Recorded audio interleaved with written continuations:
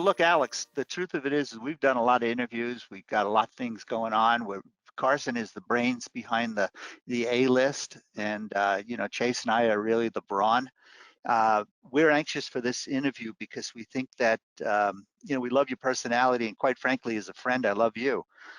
We want to get into some stuff, and you've done a lot of incredible stuff. Keep in mind, no matter what you say, these people are not gonna copy you because they're too lazy or they're not smart enough, or we've talked about this extensively. You can say, tell them all the secret sauce where there really isn't any, but nobody picks up on it because they don't do it. They work in their business, not on their business. So I think what we're going to do is Carson's going to start with some questions, and I'm going to jump in, and I may, jump in and try to, expound on something that you may or may not come up with. But I do want to at some point get into, you have done a phenomenal job.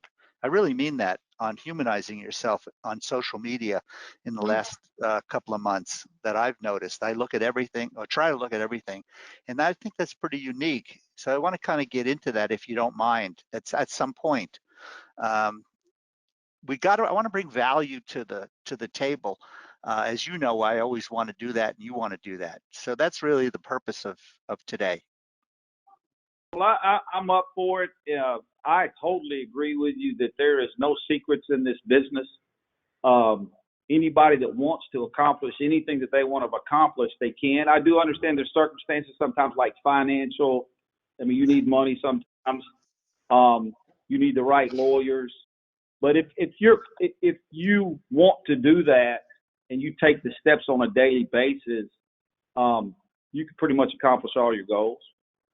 And you need a little luck along the way, like a state like Alabama where nobody really made their mark, but we won't say that.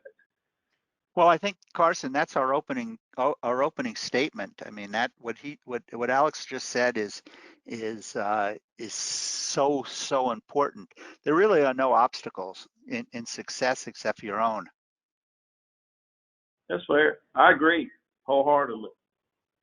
So, Alex, when I first moved to Alabama, I kept seeing all these billboards with this guy's name on it. And everywhere I went, I was like, why does this guy have so many billboards? But I realized it served a purpose because before I started in the legal industry, one of my interview questions from Chase was, what lawyer do you know by name? And I said, the only one I know by name is Alexander Shunnarah, and I don't know the guy, but I see all these billboards. So it's clearly working for people who were not paying attention or never needed a lawyer. Well, I tell you, the mission, and I'll tell you this, it goes way back. I've told the story a lot of different times, but, I got out of law school and then I worked for Corey Watson for 5 years, and I quickly figured out, that I needed to work for myself, which is, I think everyone should do, if they can. And then I thought, well, I was born in Birmingham. I went to John Carroll High School. I went to Sanford. I went to Birmingham School of Law. Look, I know everybody. I don't have to advertise. But I quickly learned after about a couple of years, like, my network is not as big as I thought. And I quickly said, let's just do some math. And it really, because there's 5 million people in Alabama. What do I want to do? Personal injury. I'm going to live here forever. What is the real goal? The goal is that every single person in Alabama knows who I am and what I do. They do. But I didn't have the budget. And so if a situation ever arises, that at least I'm an option, right? At least not that everyone's going to pick you, because we know that. I mean, and I've said this all the time, regardless how strong your brand is, and there's a lot of people who have an incredible brand in their states, you're still not going to get but 7 or 8% of all the claims. So the people who are worried about this, you can get the other 93 out of 100 cases, because that person, if it's a Glenn Lerner, a Morris Bart, I mean, I'm telling you, I know how many accidents happen in Alabama. If you believe the statistics, I know how many cases we get. We get about 7 or 8% of the cases in Alabama. Wow. Somebody's getting the other 3% of the cases, right? So you said you quickly realized that you wanted to start your own firm. What made you want to start? What was that realization? Well, I mean, just to be honest or candid or transparent, I wasn't making, most people leave because of money, and I felt like I was an asset. And not that, listen, they were an incredible firm. I learned a lot. Actually, they taught me personal injury law. Mm-hmm. So I'm forever grateful for that. It was kind of more of an apprenticeship. I didn't know the space, just like you didn't, but like you said a minute ago before you got into it. But, you know, I've always been self-entrepreneurial in nature. That was the only job I'd ever had other than working underneath my father and all these, you know, family businesses. Mm-hmm. So I was just anxious to just hang my shingle and just start my own company. So I read that it seems like your dad was really an inspiration for you because he had an entrepreneurial spirit and he owned several businesses. Tell me more about y'all's relationship and how that's affected your legal career. Yeah, you know, my father, you know, I think everyone should feel about their father the way I feel about my father. My father is, for a guy who finished the 6th grade, he's the smartest, wisest man that I've ever met. Yes. And he, you know, he's a self-made millionaire, and he did it working hard, never giving in anything. And, but he taught me business. You know, as early as when I was 10 years old, he would take me to the flea markets, and he'd say, "Hey, son, we set up a little table," and he'd say, "All right, you know, we're selling these products, and you know, this is how much we want." And then and I know he did it on purpose. He'd leave me for like an hour and say, "When I get back, I want you to sell $20 worth." So you're kind of forced to talk to people, and I genuinely love human beings, and you learn how to interact with them. And it's no different now. I just represent clients, so. That's probably the best thing he did for me in terms of just people skills. But the second best thing, he always believed in me. And, you know, we hear that all the time. He always encouraged me. He always believed in me. He always said, you know, no one is better than you and you're not better than anyone. And we all put on our pants, you know, one leg at a time. And if you want something, go after it. And America's the greatest country in the world and you can be anything. And I'm forever indebted to him. I'm his only son, and we're still best friends. He's 83 years old. He's still with me, and it's a blessing every day. Good. Well, you know, Alex, you know, on that note, you believed in him, and that was the impetus for you to do things. Well, I always wanted to make him proud. You know, you develop a relationship with, you know, your fathers, and everybody has one different, but I just didn't want to let him down. You know, he was like my hero. So I always had that respect for him. Now, look, when I was in college, I owe him a lot of apologies. And when I was a young man, you know, but, you know, it's funny now that I have 3 daughters of my own. God bless you. Kind of, yeah. And today was their first day of school. They're 14, 13, and 11. And I posted them on my Instagram. Oh, you got them back to back. Yeah. And, boy, they're a handful, Carson. And they, you really don't understand how much you love your children until you have children of your own, and how much your parents loved you. And that just, you know, reinforces all the and my parents always loved me. I just didn't know how much they loved me until I had my own children is what I'm trying to say. Yeah, for sure. So obviously you have become a household name in the state of Alabama and the surrounding area. Like, I was coming home from lunch and my fiance was like, "Why are you rushing out of the house?" And I said, "Oh, I actually have to interview Alexander Shunnarah. He doesn't pay attention to the law." And he was like, "Oh, I feel like you're interviewing a celebrity. Tell him I said hello." So when did you realize that your marketing has worked so well that, I mean, you've become a meme? That's like a big deal in this day and age. When did you realize that, and how have you taken advantage of it? I don't know if I've ultimately taken advantage of it. I think sometimes, you know, to me, I'm just who I am on a daily basis. And I'm still sometimes somewhat amazed what, you know, and I'm being funny, what a few billboards and a few television commercials do for you. But I think it's just been the consistency of doing it, you know, and Harlan's always talked about it. It's just being consistent. You know, the thing is, like, once we started advertising, we have never stopped, and we're never going to stop. And I think all you have to do is pay attention to, you know, the top 500 companies in the world and, you know, follow their leads to some degree. It does transfer over to the legal businesses because, you know, we just, I don't know if that's the right word to sell, but it's legal services. We're just representing someone for legal services, and they're going to choose someone.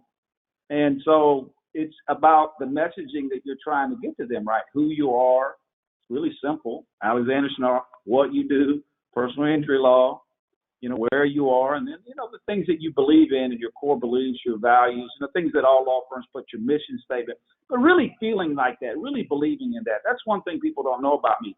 I'm really passionate about the law. I love the law. You hear Mike Papantonio always, when you watch his stuff, you can see it coming out of him because he understands how corporations work. And, we represent small people. We represent individual people who've been harmed by corporations.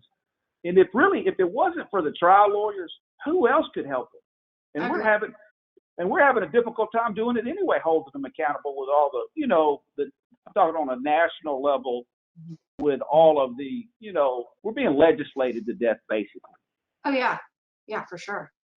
And so it makes me feel good to help people. And yes, you hear the thing, lawyers make a lot of money when they do that.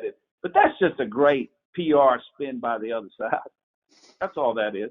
So I've heard you bring up about helping people several times just in this few minutes we've been talking. And that makes sense because you won the Golden Gavel Award for Best Public Relations. And I know that's really important to your firm. So explain to me, talk to me, do you have a strategy when it comes to public relations? Is there one cause you like over the other? I know y'all do the Teacher of the Month billboards. Just run me down on some of the public relations aspects. Well, we do have someone that helps us with public relations, and we do have a PR team, and they come up with a lot of good ideas. And, but I'm very involved. Everybody knows that I'm kind of the guy behind the marketing. And I just think it's about just being consistent with your message and just being true to yourself. What you see is just who I am. There's really nothing staged. Today was just a picture of my family. I actually got up at 6 o'clock. I wanted to see my girls off to school, which I'm up anyway. I took a picture of them. Or, I was in Boston this week. Most people know, we just opened up a law firm in Boston. And so we're expanding, doing some different things, getting in some different practice areas. And, I just took a picture of me, on a lunch break, just like, in the public garden. It was beautiful. And so it's just, I think when you stay true to yourself and you're comfortable in your skin and you're not trying to, that's the thing about social media and that we all know. You can pretty much manufacture something that's not authentic, right? Oh, I've seen that. Yeah. It starts with how people actually look. That's the part. That's the funny part. I don't portrait myself or Photoshop myself. These are my real wrinkles. And I think people can see through that, I'm not trying to create an arrogance that I'm on first of all, I've never been on a private jet. I flew to Boston. I did fly first class, to pay the extra couple of $100. But, I have friends that, taking pictures of jets and these fancy cars. Nobody, look, that I can see through it. I don't know if the public can see through it, but I would challenge that. In my opinion, is that I do believe the public can see it, and I think what social media has done for us is it gives you some transparency. I do believe that people see through it. That doesn't mean they're not going to stage things. Most things are staged, but quite frankly, I think that you don't underestimate the public and what they see and what they don't see. I do believe that the public sees through social media, and I think you'll find that getting more and more validity. I just believe that. I think you have to be exactly who you are. And that was the point I was trying to make, that I've just always tried to be just who I am. If I'm talking to you, Carson, if I'm talking to you, Harlan, I really think that I've worked really hard on, there's this whole studies out there about emotional intelligence. I think I rank really high in that area versus, say, IQ. And it's just being in touch and connecting with human beings and being authentic and being real. Now, I hear this. I don't know if I think I genuinely have it because this is who I am, because I hear this all the time. I'm serious. I still hear it. They're like, Alex, when you come across the TV, we don't feel like you're talking at us. We feel like you're talking to us. Mm-hmm. There's no rehearse. I think that's just the way I just come across. And I thank God that I just come across that way, and if that's the way that they're perceiving the message, that's actually, they're telling me that's a good thing. And that's one of the reasons they chose our firm.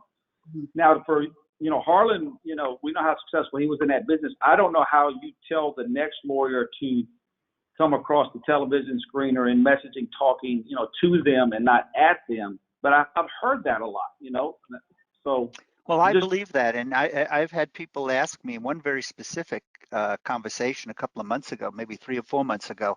What is it about Alex that stands out? I have to remember who asked me that question. It was very affectionate, and I said he listens. He has the ability to listen, so his parents must have taught him to listen more than talk. And I think when people converse with you, they feel comfortable because they feel that you're present. And that's that's something I'm telling you. I don't think I've ever told you that, but that's a very strong attribute that you have. I believe, Alex, and I know you believe this too. Talk to the public the way you would a jury. You can't fool a jury. You can't fool people on social media, in my opinion. And so I think that's the crux of what I'm hearing. yeah, I think over the years I have learned that if you show empathy, once again, back to emotional intelligence, there's about 5 or 6 things that equate that. But it's really who I am at the core anyway. It's just what my soul is. And so I don't have a problem listening to people because I genuinely care about what they're telling me.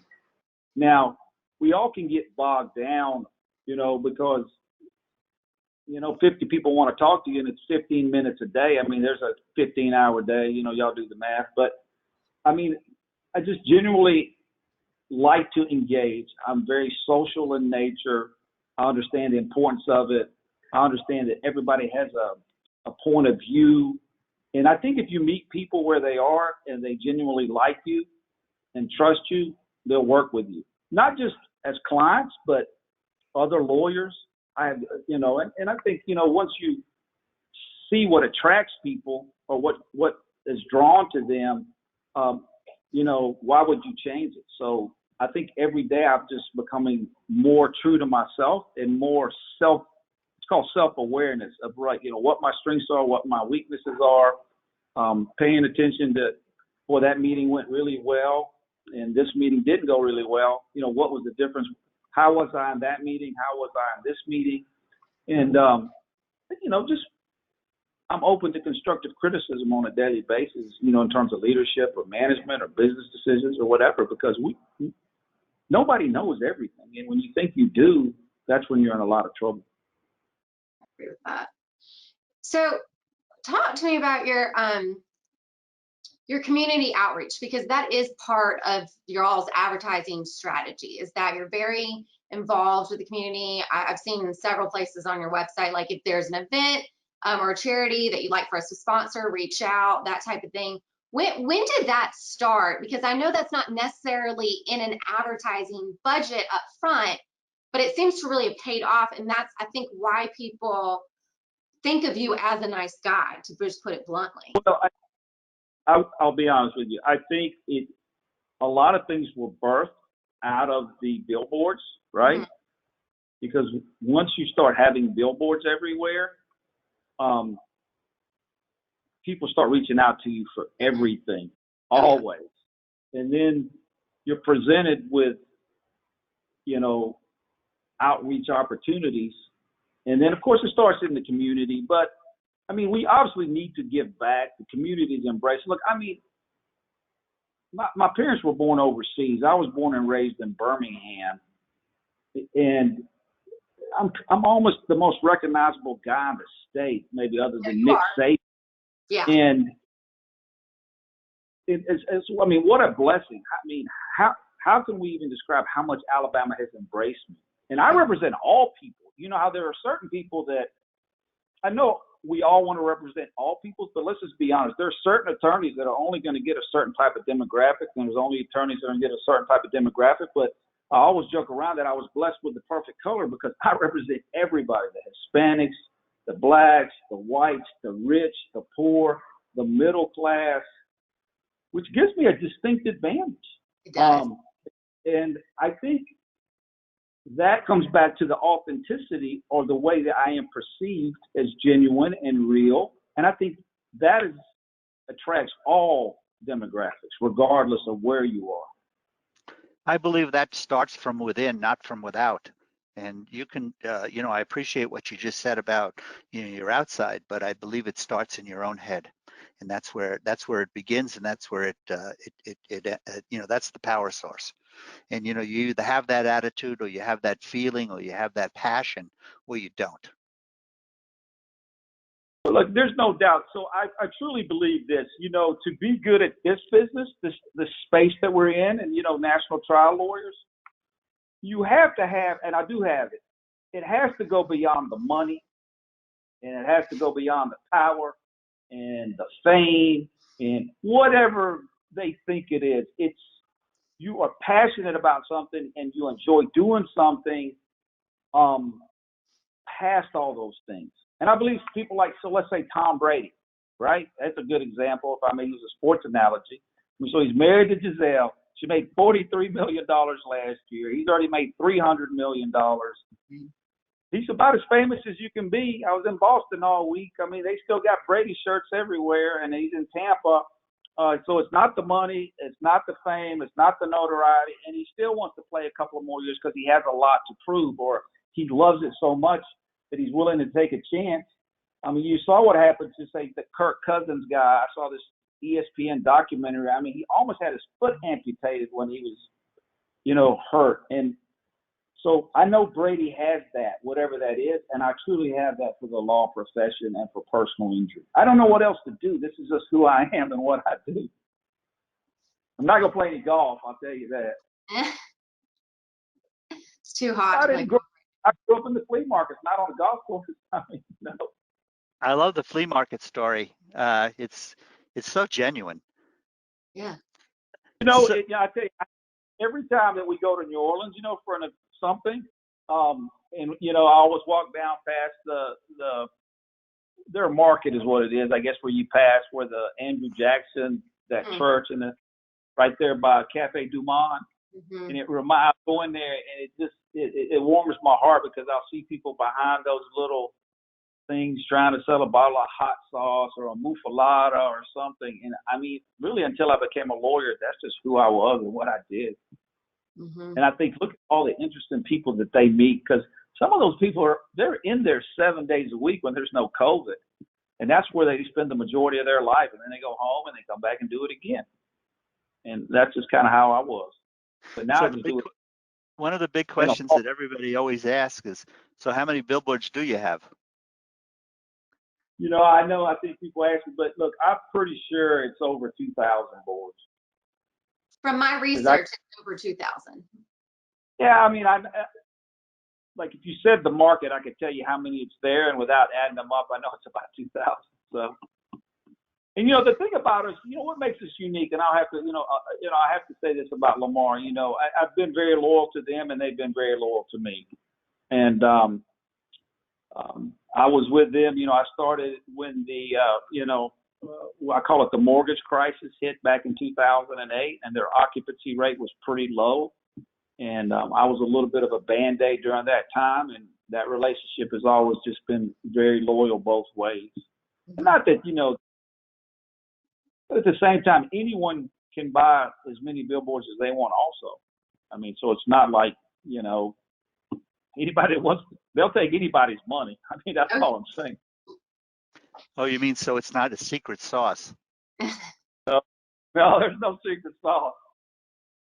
We've got it, here in Alabama, I've got a competitor, that has as many boards as I do in Alabama. I mean, everybody knows them. I mean, if you just drive down the street, you'll see mine, and you'll see his, and you'll see mine, and you'll see his. And now, I don't know if his has the same effect or not, but, I mean, he is out there. Your message is different. Your message is rather unique. You're talking with the public and not at the public, and you still do that on your billboards. I love that. Hello Alabama, call me. Alabama, call me. Or what? I don't remember the specifics. What is it? Call me Alabama. Call me Alabama. Yeah. But that's hometown. I get a lot of that calls. If I'm in the mall or I'm anywhere, I'll hear somebody screaming it at me. I'm telling you, I mean, it's really interesting. You're the only attorney that I know that or especially in our area, but in the Southeast, that really has that celebrity-like quality, but it's from a hometown feeling. And again, we were talking earlier about your social media, and I know you have like over 40,000 followers on Instagram, which is insane. Hey, I finally got a blue check. I didn't even know what it was Oh, until you I got got a it. blue check. Look at you. You are legit and real. Can I say a story about Call Me Alabama? Yeah, please. Okay, so I truly believe that everything happens for a reason and there's a purpose behind it. So, I used to have a different tagline, and it's really funny, and it was working pretty good for me for about 3 or 4 years. And there were so many complaints about it that, and I love our state bar, but they're like, Alex, you can't use that anymore. And I was like, well, I don't understand why I can't use it. And they're like, well, because we just said you can't use it. And I was like, okay, well, I'm not going to fight with my state bar about something. They're like, well, just come up with something different. And I said, okay. So I couldn't figure out anything for like 6 months. And then just one day, it's just true, I was at home and it was nighttime when I do my best thinking, and it just hit me out of the blue. And so the next day I came in, I said, this is what I'm going to start doing. And I did it. And I will just say this, that is 10 times more effective than the other one ever was. Mm-hmm. So if people wouldn't have complained about my other tagline or thought I had a distinct advantage because of that tagline, I would have never had this tagline. Mm-hmm. So I think, we've all heard that lesson. Sometimes when one door closes, one door opens, and you just have to understand it. Sometimes it's a better opportunity on the other side. Yeah. Oh, yeah. I totally think that. But this one's so simple and clean, you really can't say much about it. It's just Call Me Alabama. So, And it's so recognizable.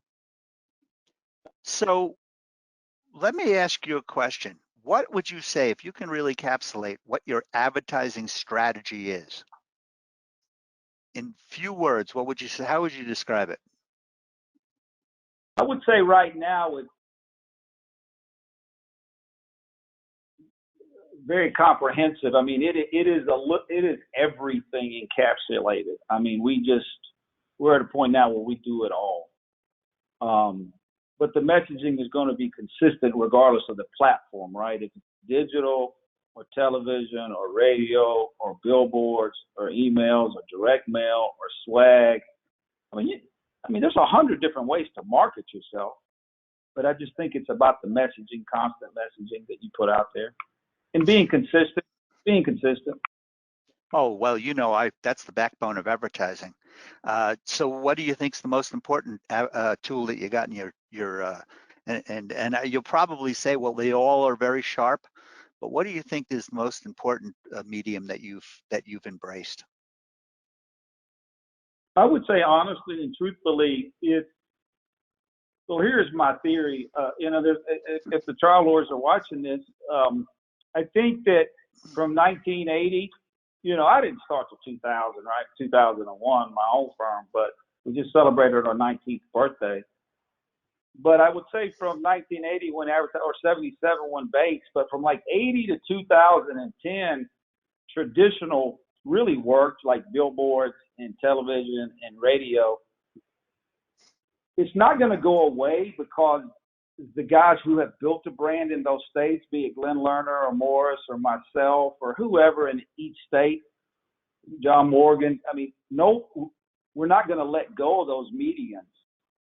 But between 2010 and 2020, digital is probably the only way to really penetrate the market anymore, especially if you're trying to compete, say, with an Alex, or you're trying to compete, with, Morris Barn in Louisiana, because you cannot compete with them on that traditional and with respect like the TV, the billboards, the radios.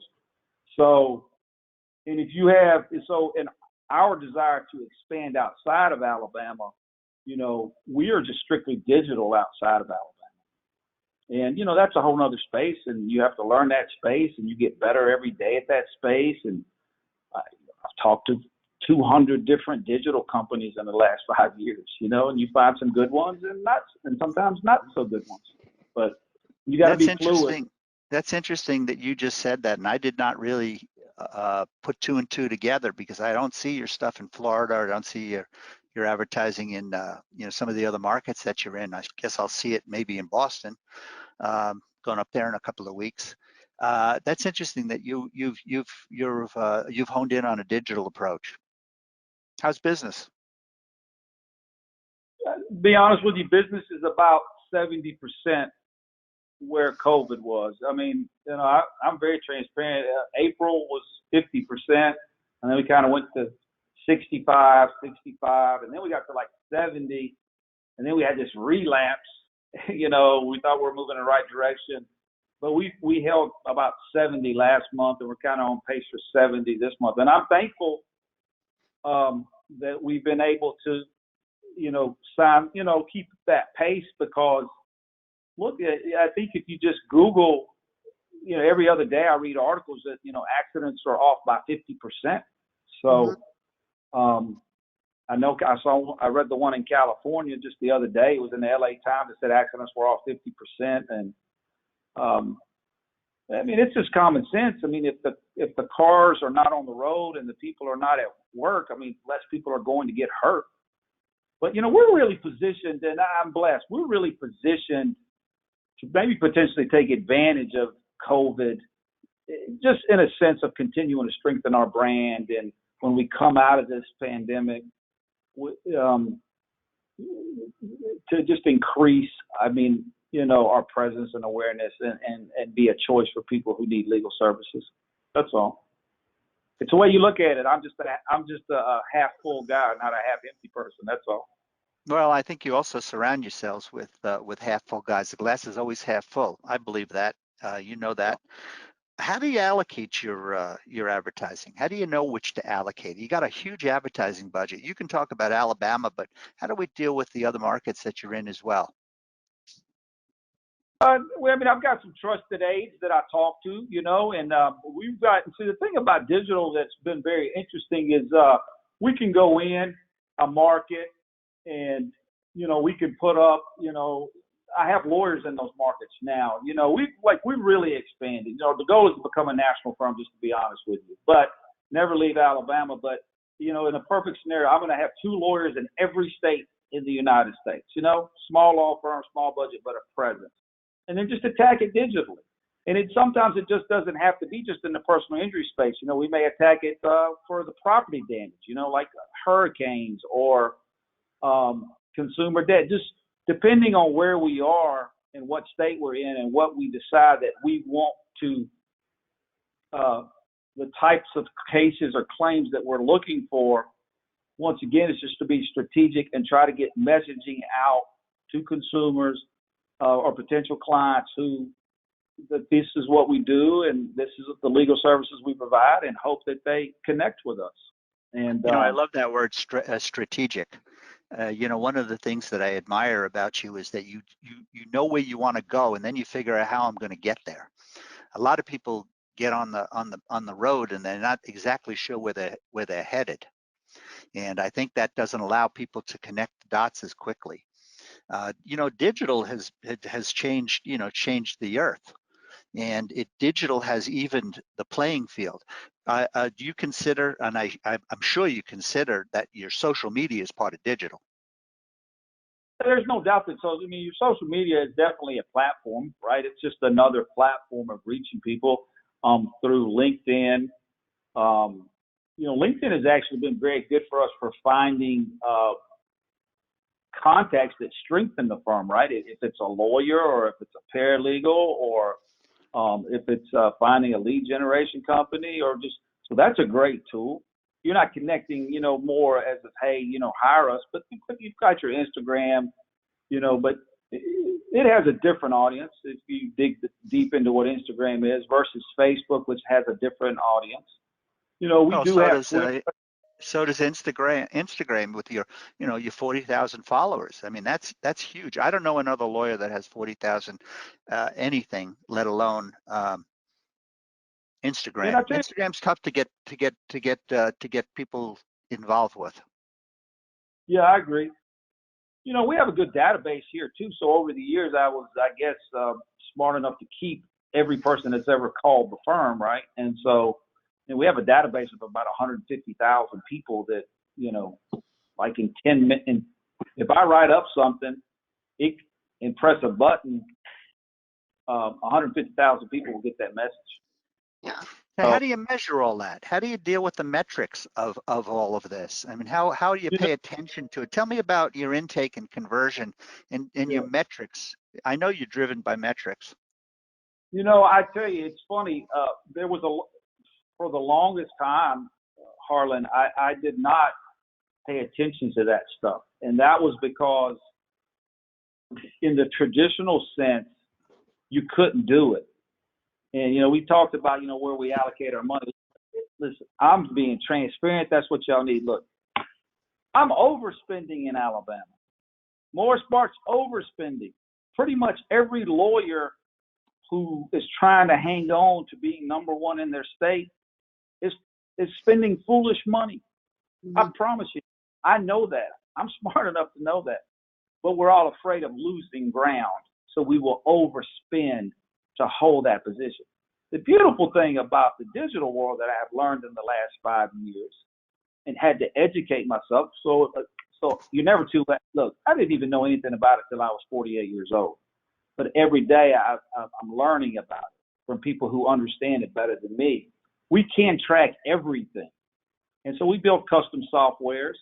I think I told you, Harlan, last time, we had a custom software built by, it was a large firm, one of the largest firms in the country. And they had this guy, he built theirs and he built ours.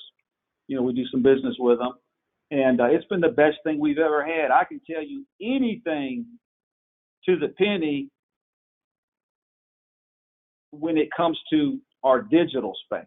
But I still can't tell you anything about our traditional space because, so if you've lived in Alabama for 20 years, right? Every day you drive by my billboards. Every day you hear my radio ad. Every day you see me on television. Where did that case really come from? Well, Right. It came from a combination of all of them. There's just no way that you can track that to a specific thing. It's pretty easy to track now. So let's just use something. If I run a campaign in Arizona, South Dakota, nobody knows me there. Never seen me. I've been to Arizona, never been there. So if a call comes in and we sign up a call from South Dakota, I know it was my marketing on the digital, and I know exactly how much I spent. And so to the penny, I can tell you how many calls we had, how long the duration of the calls were. I mean, we have and it's nothing special. I mean, most companies have that kind of infrastructure now. And it's costly, but it's not like you can't afford it. Anybody can afford it. Harlan, you're still on mute, buddy. Oh, I'm sorry. Yeah, You're giving other lawyers too much credit. There's about 4,000 lawyers that advertise just on television, and only about 10% of them have CRMs. What you have. What Keith's family built for you, which is totally amazing. Because they're not really. They think they're managing their practice, on metrics, but their metrics are half baked. What's the first question when you get up in the day and you want to look at your metrics? I'm curious, and I've never asked this question to anyone. I have a very strong feeling I know what it is from my experience, but what's the first metric you look at every day? Tough question. Honestly, I look at the number of calls that we get would be the first one. And what's the cost per call, and then what the conversion is, and then what the cost per acquisition of that potential claim was. And then we break it down into, the different categories too, like a commercial vehicle case versus a regular auto case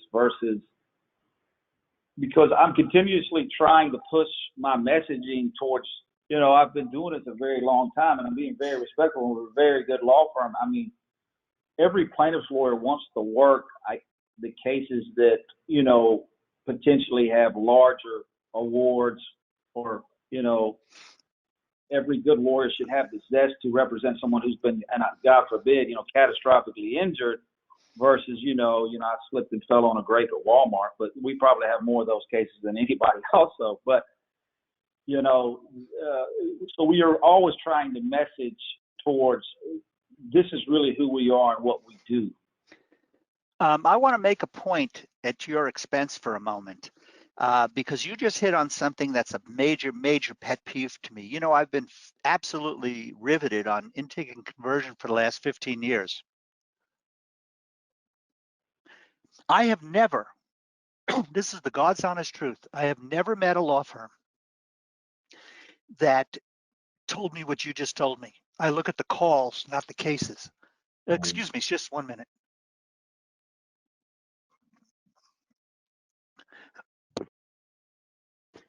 Every law firm that I know, and you know, I built a pretty savvy piece of software. Uh, you know, my lead docket program. I'm very close to Captora. I'm close to, the CRM, all the CRM companies. So, and every single lawyer. This is honest to goodness on my life. They say, how many cases do we get today? Nobody ever asks, how many calls did I get? And I am so focused on what you just said. If we can give this tip to the audience, and one of the greatest takeaways that from this conversation, all in addition to everything else you've shared, is you just said something that's very interesting. I look at the calls. Because the calls will go into cases. But honest to goodness, and you know my history, Alex. You know I've been around a little bit. I've never heard anybody say that. I actually test the question.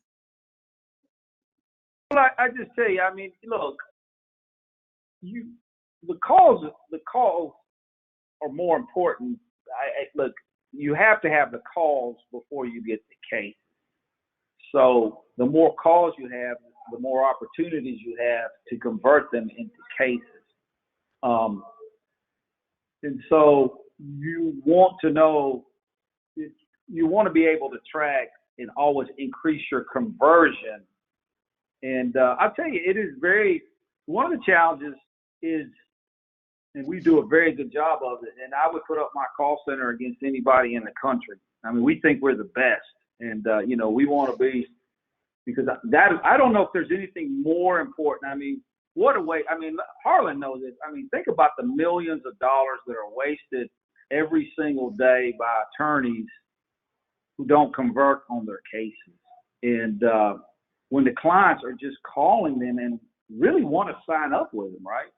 And they just have not been able to,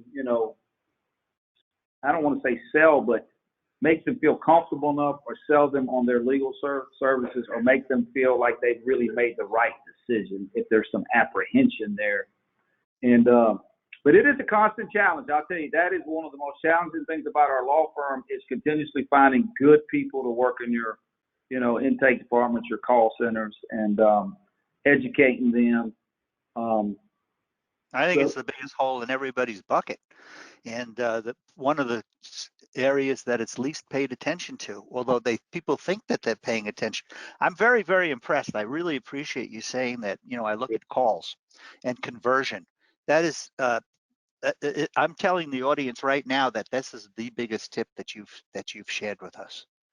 Well, the thing about the call center too, for everyone, and look, there's enough business for everybody. So, like we said at the beginning of this, there's no secrets in this business. So, the perfect intake specialist would be me, right? Because I know the business, right? I can take the call. I know the questions to ask. I understand the liability. I understand the law. I understand the law in Alabama. But I can't take every call. I mean, we get 1,500 calls a day. So that was my next question. I was going to ask you, how many calls do you get every day? 1,500. So not all new cases, but 1,500 calls a day coming in. But in terms of, so it can't be me, and it really can't be my trial lawyers. So you have to train people who are not lawyers how to speak. Now, they can't give legal advice, but at least understand, what planet they're on when they're talking to a client who's been hurt on the job, or, been in a car accident, or a dog has attacked them. I mean, have some basic foundation of who we are, what we do, a little bit knowledge of that law, and to give them a a sense of comfort. Now, obviously, we're like, look, if you decide to, join our legal services, an attorney will call you within an hour. We'll assign that case, and we do our very, very best to hold that where, our lawyer is on the phone with them in an hour, and then he can take it from that point forward and really Right. ask the question that to dive into the case a lot more. Right, right. Every one of the people that you're describing is an extension of you and your Right. personality. I've labeled them, and I actually trademarked ambassador of first impressions. Most people don't understand that. Hey, can I jump into some pandemic questions? Yeah, please. How's this whole thing affected your business? And then my follow-up question, I'll jump right into, is how has it made, how's it changed your business? What's coming out Well, of it? look, in all fairness to Sarah Williams, who's my managing attorney and really my right hand, and I have to be very honest. I mean, if it wasn't for her, I would have been in trouble in March because, all our lawyers were able to work remotely. That's always been that way. But, she came to me I'm serious, like a week before March 13th when this thing kind of went down. And she's like, Alex, this thing's about to go down. I'm like, you're crazy. It's not going down. And then, of course, she threw that other fact at me, Harlan. She's like, well, look, we need 4 more servers, and we need to get a couple of hundred people up online. And, oh, by the way, it's like $65,000, and you got to do it. And I'm like, I'm not doing that. She was like, yes, we are. So, of course, Sarah won. Good for her. Smart lady. Our team comes in. We have a team that works for us, all our, IT stuff. And it wasn't like they may have finished like 8 hours before we get shut down by Ivy. And, thank God for that. So timing is everything. And so then we were closed from like March the 13th to like May the 10th or May the 11th, whatever that Monday was. I think it was 11th. And so for 60 days we worked remotely. Look, COVID has hurt. COVID has hurt everybody. I mean, when I'm a sports fan. When you read, like the other day, I love the Braves. I was reading. It said today, last year's revenue versus this year's revenue. I mean, the Braves revenue, which is owned by Liberty Media, a big company, was off 95%. I mean, so we have our challenges here too. Like I said, you can imagine, we'll never be able to replace those cases we've lost, right? 70% is, it's better than 0, but it's not 100. And so, but the thing about our business is those cases are in the future, so we know we'll have some loss of revenue in the future. And you can plan for it. Yes, sir. We can plan for it. And, we're concerned a little bit about the court systems being closed because, some of your better cases or your litigation, we probably have more cases filed in Alabama than anyone. And, it's nothing for us to file 200 cases a month here at our firm. But you got, do the number of lawyers, and if they both just file 2 lawsuits, that's a couple of hundred. So we're worried about civil cases in 2021. I mean, we may not get there till 2022 because everybody I speak to says, and I think everybody should know that here. We do have a constitutional right to a speedy trial in a criminal setting. We have a constitutional right to a civil trial, but not a speedy trial. So we may be in a situation where, and that's the thing you're going to hear, and you guys are going to hear from everybody, like, we can't get to the courtroom, we can't do anything. And so that's a concern for us. But, I think this COVID is just very fluid, and I'm hoping that, and I mean this very respectfully, after the election, regardless of who wins the election, then this thing won't be politicized anymore. And, just a one humble opinion, and that administration will just really be moving in a direction to get this vaccine and all the therapies there. And the quicker that happens for the U.S., the better. And then we will all, have more assurances. I came back yesterday this was my 3rd time from Boston to Atlanta, and I was talking to the guy that takes you, to your car. And he said, every day they get an update that only 20%, that airlines are down 80% still as of yesterday. So only 20% of the public is flying. And, I took my mask off for like 2 seconds, and that Delta, it's like, put your mask on. I was like, yes, ma'am. And, so Yeah, I think it's going to affect, but I mean, going into a state of paralysis is not going to help anyone in any industry. And you've got to just continue to, keep pushing on a daily basis. But what I know, on the optimist, you're an optimist. So I'm going to ask you, what what specific tactics have come out of that you're going to carry over to the the post COVID world? That's Well, a I mean, tough question because there's a lot of yeah, no, conversation about that. I mean, obviously, one of the things is what we're doing today. I mean, I think with Zoom and with technology that even the courts are being made aware of that, we can have hearings like this, on a national level. And I'm sure there's some trial lawyers, we got a notification. We have a small Social Security department. It's not what I, really push for. But, now they are, it has opened up again where now we could advertise nationally because now we could do a hearing anywhere because all the hearings are now going to be done online. Where in the past, it was just difficult for one of my lawyers to get from, we wouldn't even take a case in Mobile because you can't drive 4 hours from Birmingham if he's in Birmingham to go do a Social Security hearing. So I think it's going to open up a lot of areas, different practice areas to the level. I mean, I don't think we'll ever get to a 12-man jury, online. But that's one of the things we're hopeful that I think it's a benefit to the court system, to us, and to everyone. We've mediated a lot of cases, just like we're talking today. I think that will continue to happen.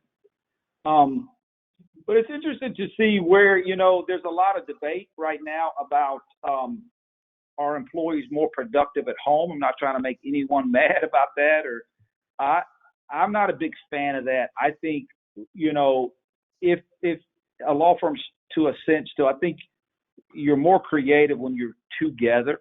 I mean, I've seen when collaboration with my trial lawyers.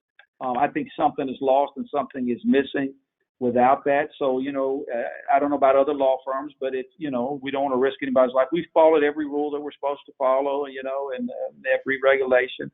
But, I want a law firm full of people, in all our buildings. And from no different than the kids going back to school, we need that as adults too. And we need to be able to, correspond. And we need to go back to national trial lawyers and mass torts and see our colleagues and, have a drink with them and talk. And some of the greatest ideas and meetings come out of those types of things,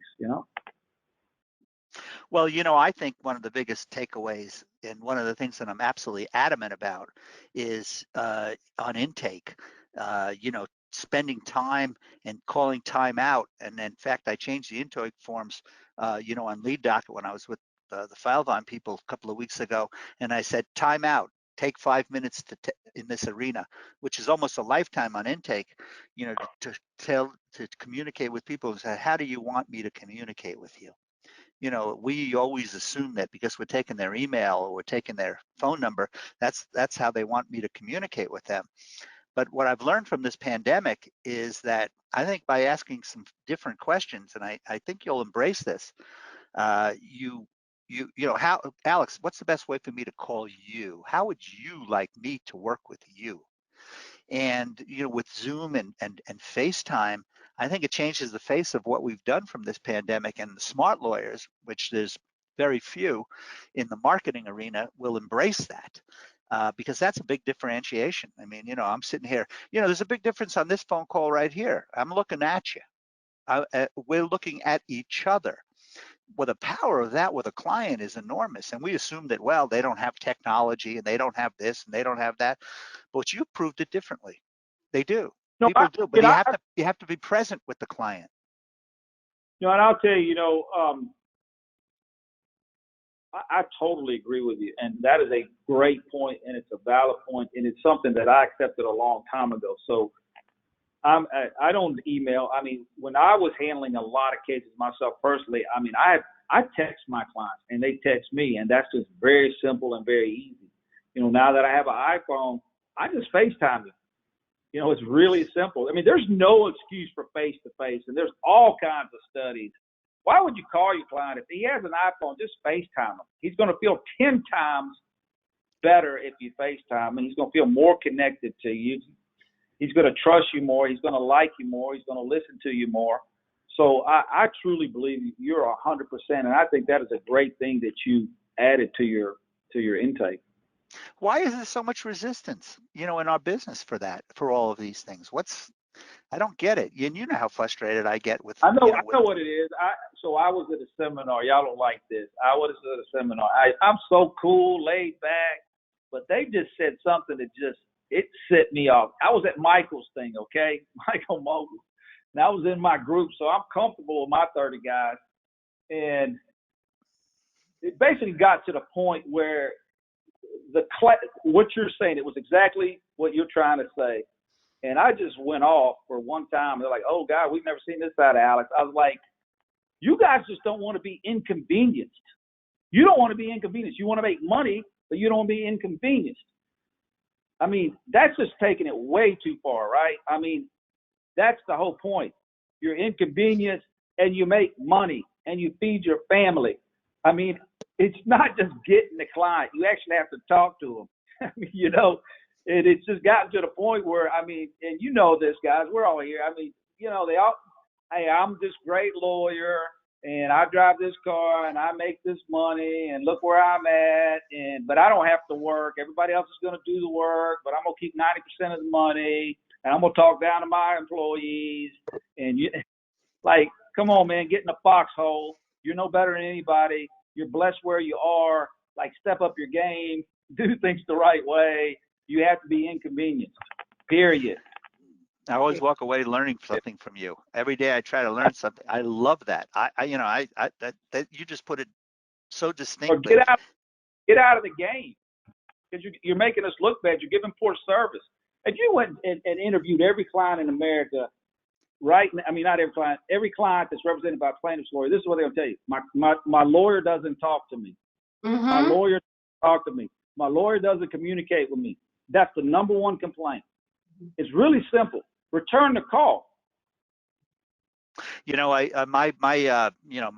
We've chatted about this, but you don't know this about me, but to do business with me, you have to re-sign the oath that you took of office when you became a lawyer that specifically says, I will do this. I will treat my client. I will communicate with my client. I've never met a lawyer that really read it after they signed it.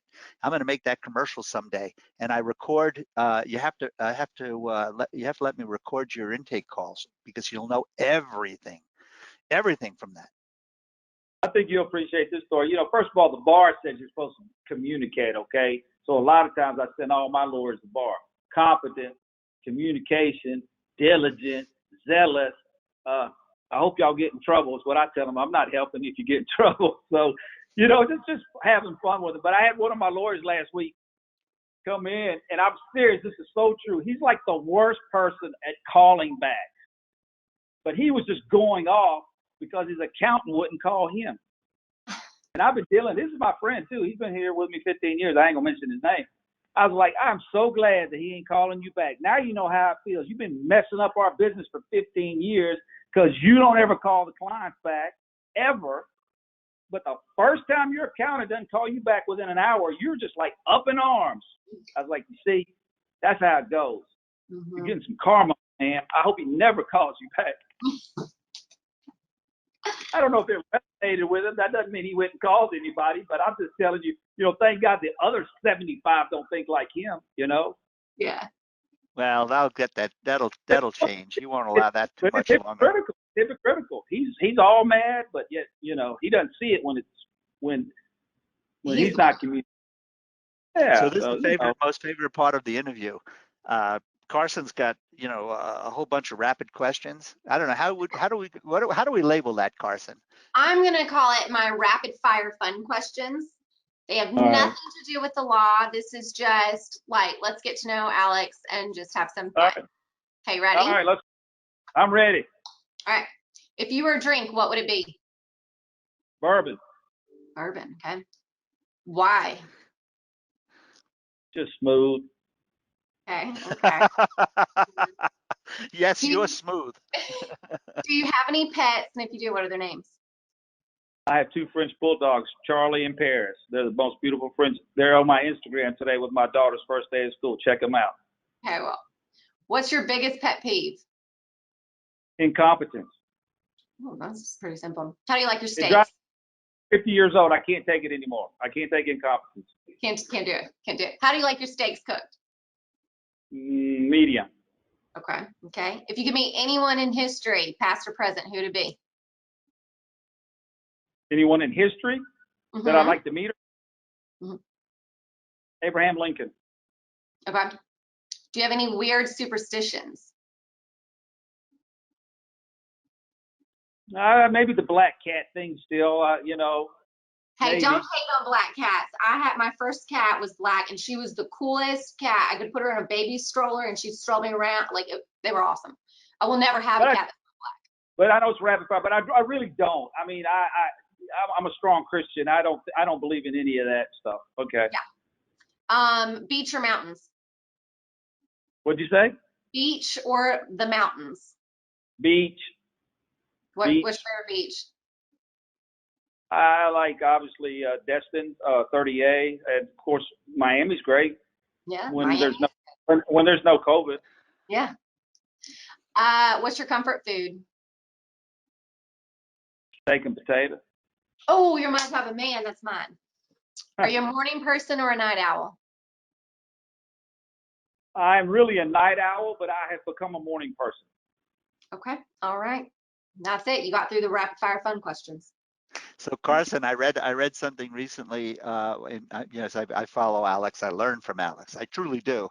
And he says, somebody has said to him a rapid fire question: when does your day start? He says, when I open my eyes and when I close them.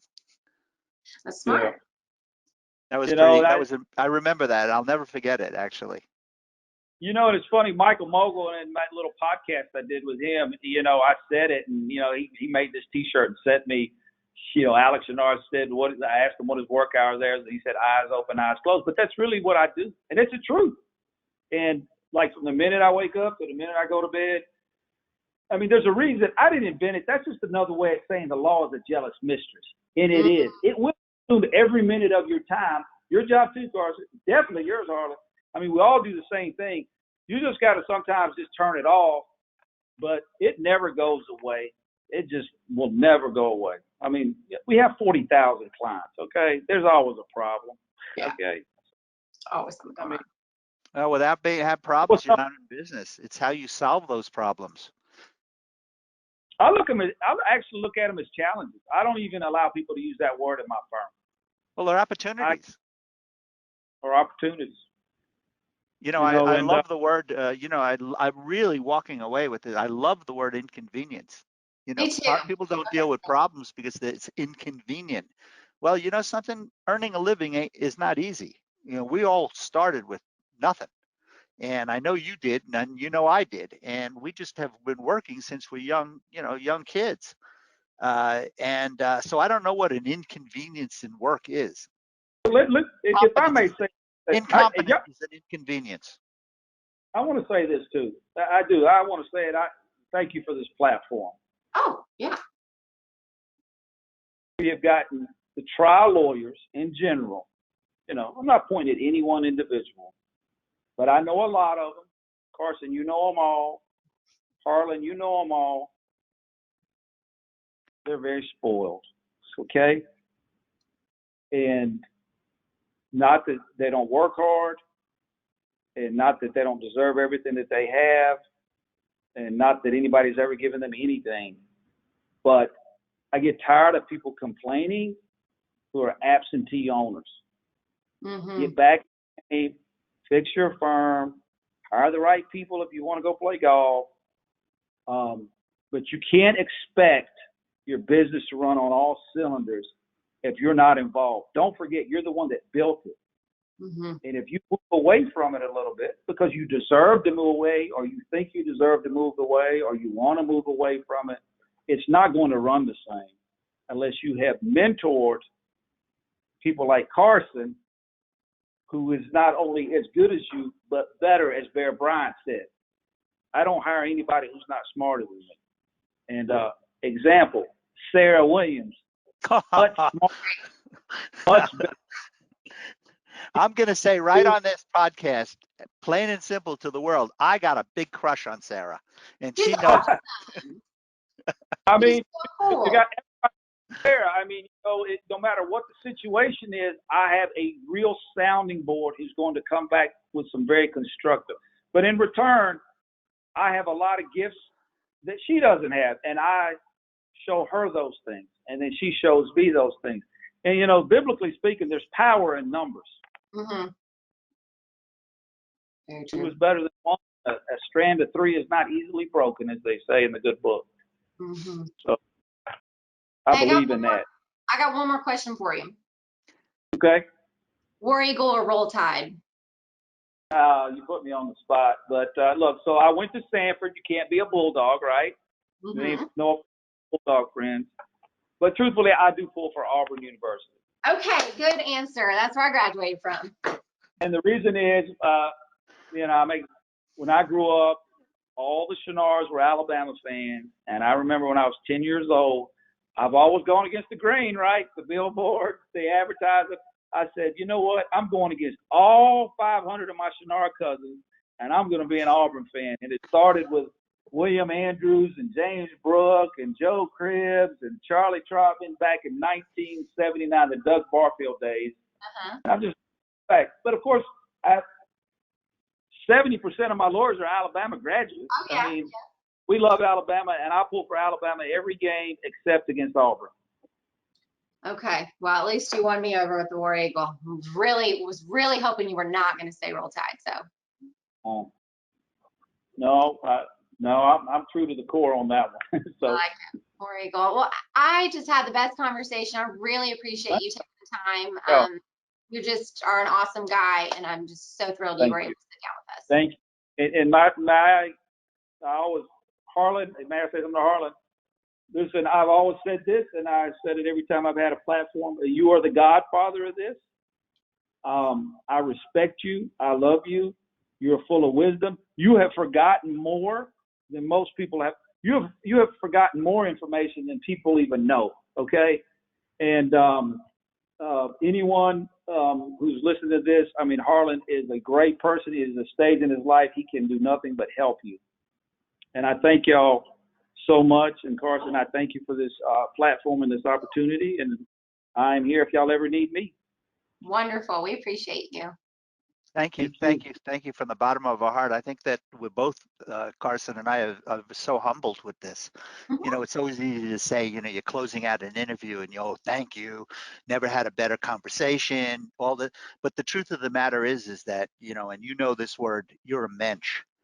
And we've had those conversations before. We've talked about almost anything. And let's go ahead. Let's go ahead and just say, as soon as this thing kind of wraps up, I can't wait to sit down and see both y'all and have dinner with you, Harlan and Carson. I'm open for any platform you want to give me in the future because I love this business and it comes straight from my heart. Wonderful. Well, we'll see you at National Tri Lawyers, the end of January. We're going full bore, in that direction. And, Carson is, she's you can't stop her. Well, listen, I'll bring a whole team down. We can't wait to go. Well, listen, you guys have a great day. Yeah, appreciate it. Thank y'all so much for this. Thanks. See you soon. Hey, yes. Bye. Bye.